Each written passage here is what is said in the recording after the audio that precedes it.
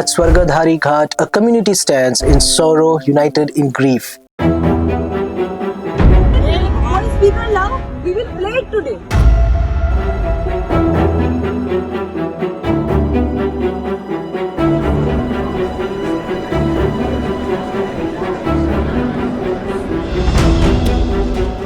For the final farewell to Prakriti Lamsal, a bright young woman whose tragic death has sparked outrage, protest and calls for justice across two nations. The flames of a cremation do not just signify an end, they symbolize a growing demand for accountability and reform in student safety, institutional responsibility and justice for the voiceless.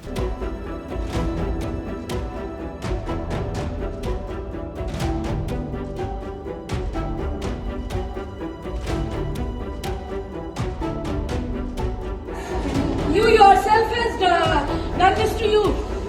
कल रात से समझा रहे हैं तुमको. Prakriti Lamsal was a 20-year-old computer science student at KIIT University in India. Her promising future was cut short on February 16, 2024 when she tragically took her own life.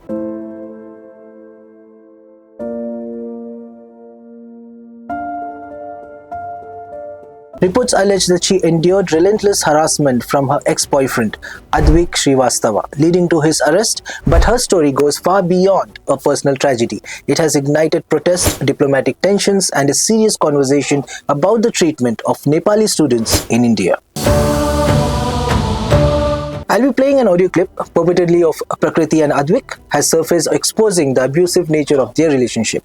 Now this chilling evidence has fueled conversations about toxic relationships, mental health struggles and the lack of institutional support for students facing harassment.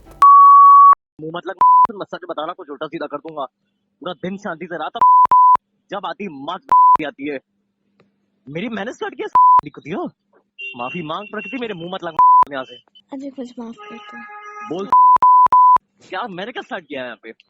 This revelation has led to public outrage with students and activists taking to the streets in both India and Nepal. And I quote, "Justice for Prakriti is no longer just a demand, it has become a movement."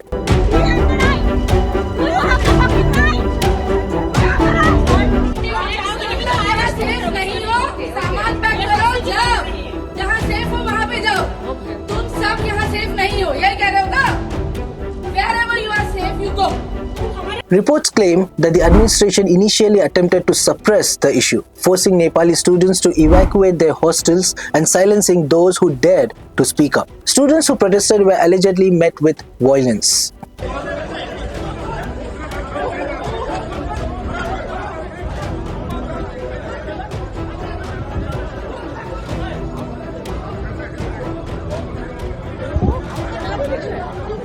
The testimony that you're seeing on the screen is posted by one of the students who were into the protest, and as is stated, we returned to our hostel after protesting only to find it sealed.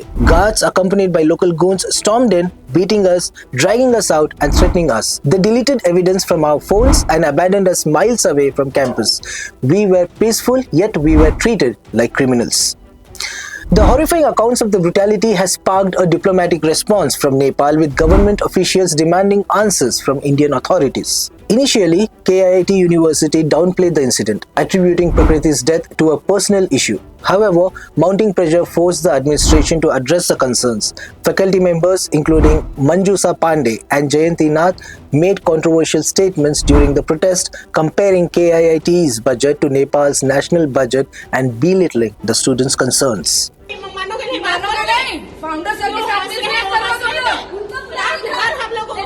40,000 बच्चों को आदमी खिला रहा है, बढ़ा रहा है, free में बिठा के. तुम्हारे कंट्री का उतना बजट होगा, जितना बजट होगा.